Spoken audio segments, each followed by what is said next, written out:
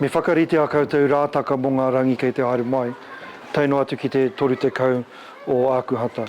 Whakarite ngā rāwhara, whakarite ngā kohiboni, i te horoi, me o koutou raume ka hiahia. Ko tā te tauira mahi he ako, he whakarongo ki ngā mātauranga ka horahia e te kaiako. Ko rua te kau neki atu pea. Ngā tau ko noho te NCEA hei tuara mō ngā kura, ki te pērā hoki te kaha o te tini o te panoni haere o ēnei āhuatanga ka raru. Ka raru te hunga whakaako, ka raru pea anō hoki ngā tauira e tupu ana i roto i te āhuatanga hau. Koinei te tirohanga tuatahi mō tēnei kaiako a Koro Nicholas o te kura kaupapa Māori o te kura kōkiri ki tauranga.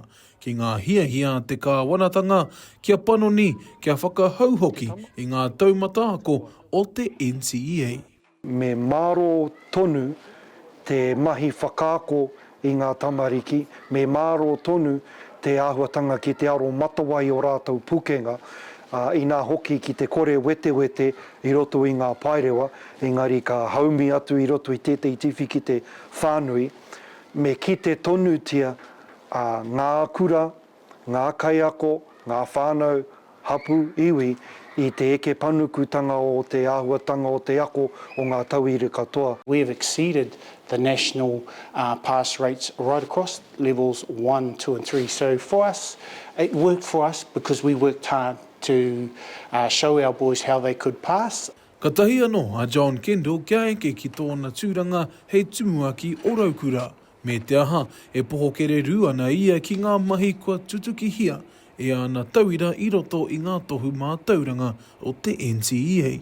It's probably once again ensuring that we're able to offer courses that are just as important as numeracy and literacy and keep our students engaged in the pathways for them as well. And I think too, we and many other schools have been doing an awesome job in the vocational space. We've already been communicating with business to see what they want. Ko te whakaaro a te kāwanatanga kia whakakapi i te NCEA ki e tehi tohu mātauranga a motu hau. Hei whakarite kia whiwhi ngā rangatahi i ngā mōhiotanga me ngā pūkenga kia eke rātou ki te taumata o Angitu. Aha ko te huarahi o te NCEA he whānui he whai te rānei, ko tahi tonu taku whakatau. Ngā huarahi e rua kāri i waihangatia mā te tamaiti Māori.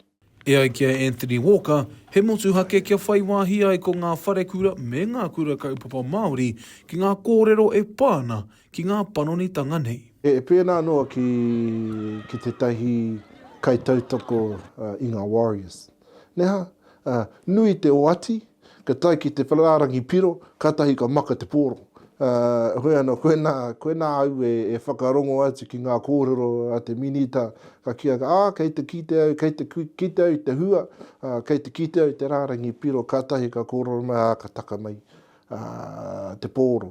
E ai ki te minita mātauranga i roto i te kitenga te tari aro take mātauranga i te rātau, e ono ōrau o ngā kaiako kaore e whakapono ki te NCEA taumata tuatahi.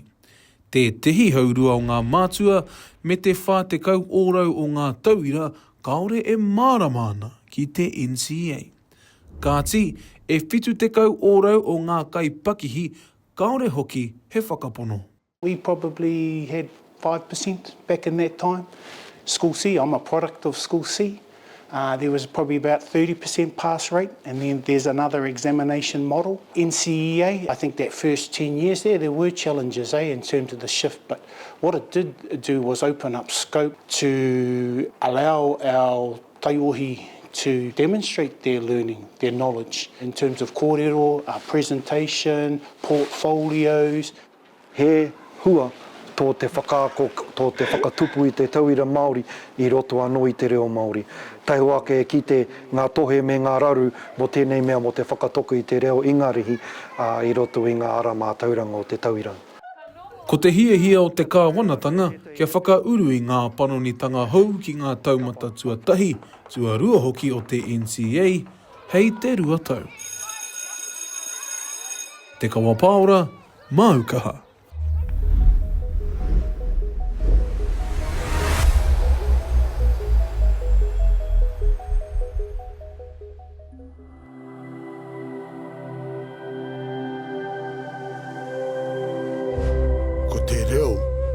te take.